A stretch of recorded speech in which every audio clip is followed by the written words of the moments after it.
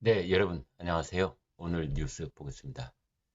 만찬도 미룬 윤한 갈등, 전면전 양상. 오늘 거의 모든 신문에 일면에 이 뉴스를 아주 중요하게 다루고 있습니다. 내일, 8월 30일, 국민의힘 당 지도부하고 윤석열 대통령하고 저녁 먹기로 했는데, 그것을 대통령실에서 연기를 했습니다. 추석 이후에 뭐 먹거나 말거나 뭐 이런 상황으로까지 지금 악화되고 있습니다. 그래서 이 의대 증원 문제를 둘러싼 윤석열 대통령과 한동훈 대표의 갈등 또다시 도졌습니다. 한동훈 대표가 이제 의대 증원을 2026학년도, 그러니까 지금 고등학교 2학년 학생들이 대학 입시를 치르는 그때부터 의대 증원 이것을 일단은 이제 보류하는 쪽으로 가자, 이런 안을 내놨는데, 이제 그것을 용산 대통령실에서 즉각적으로 거부를 했거든요.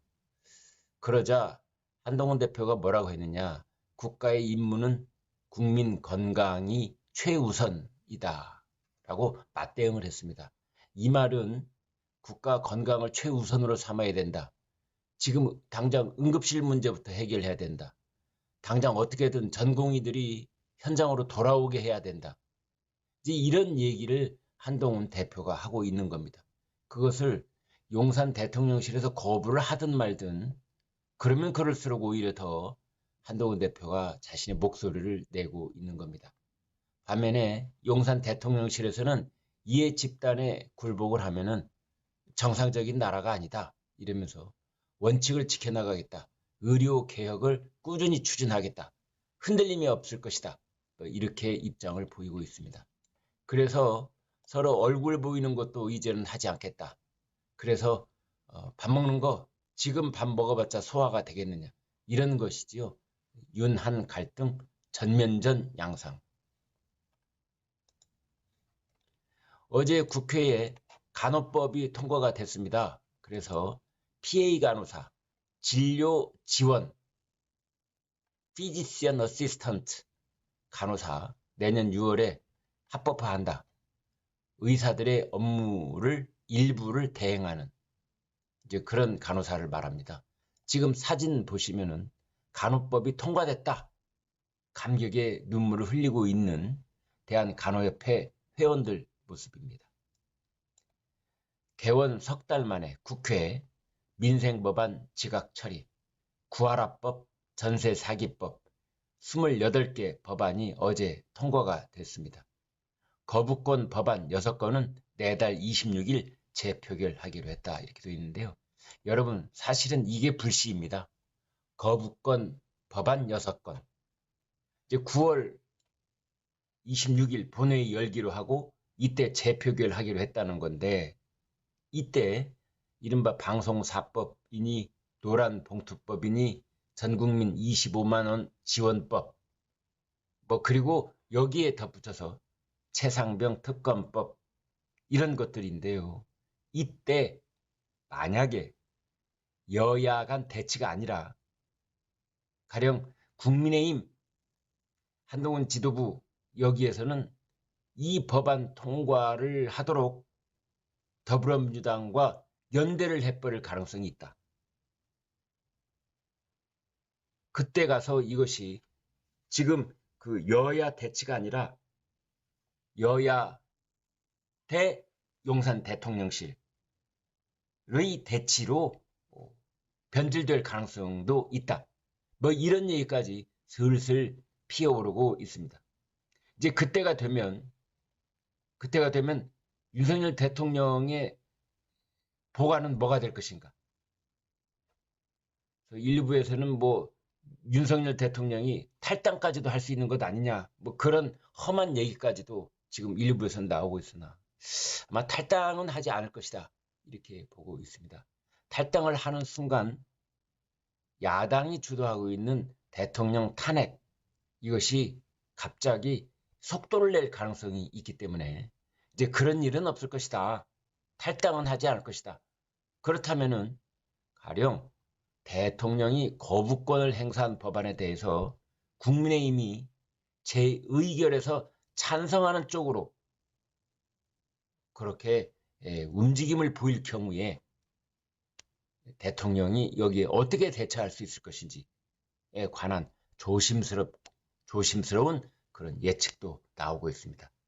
그래서 어제 통과됐다는 여야 합의하에 민생법안 28개 통과된 것, 이것이 문제가 아니라 9월 26일에 있을 예정이라는 대통령이 거부권을 이미 행사했던 법안의 재의결 과정, 여기에 국민의힘이 혹시라도 찬성하는 쪽으로 방향선회를 할 가능성에 대한 얘기들이 지금 스멀스멀 연기를 피우고 있습니다.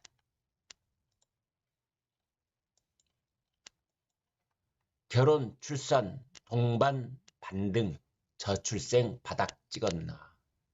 2분기, 그러니까 2024년 4, 5, 6 석 달 동안 혼인 건수가 17% 치솟았습니다. 역대 최대치를 기록했습니다. 출생아 수가 8년여 만에 플러스로 돌아섰습니다. 올해 출산율 소폭 반등할 가능성도 있다, 이렇게 보고 있습니다.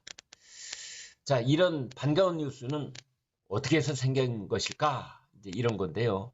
역시 결혼 장려금이라든지 또는 신혼 부부에 대한 특별 주택을 공급하는 뭐 이런 정책들이 효과를 보고 있는 것이다, 이런 분석이 나오고 있습니다. 엇박자 난 의료개혁, 내일 만찬 돌연 연기, 다시 도진 윤한 갈등.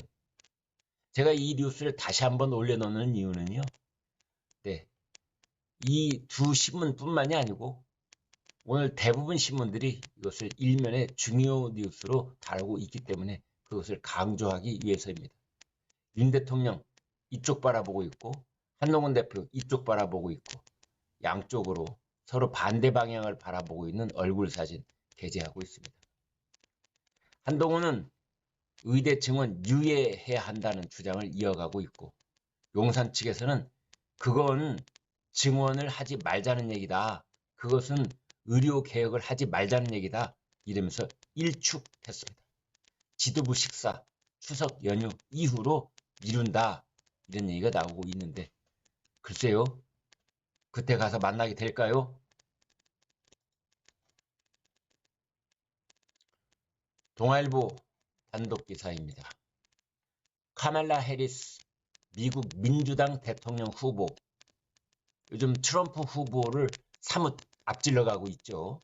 그래서 해리스의 당선 가능성이 현재로는 더 높아지고 있는데, 해리스가 미국 대통령에 당선될 경우 해리스 정부의 국무장관으로 거론되고 있는 크리스 쿤스 상원 의원, 이 사람입니다. 이제 단독 인터뷰를 했습니다. 뭐라고 했느냐? 잔혹한 북한 독재자가 변해야 북미 정상회담이 가능하다. 북미 정상회담이 다시 이루어지려면 북한 지도자의 중대한 significant 입장 변화가 있어야 한다. 김정은 북한 국무위원장을 잔혹한 독재자, brutal dictator로 칭하고 독재자와 러브레터를 주고받는 것은 옳지 않다. 그 독재자는 자국민을 억압하고 외국인을 납치하고 공격하며 핵무기로 지역과 안보를 위협하고 있다, 이렇게 비난했습니다.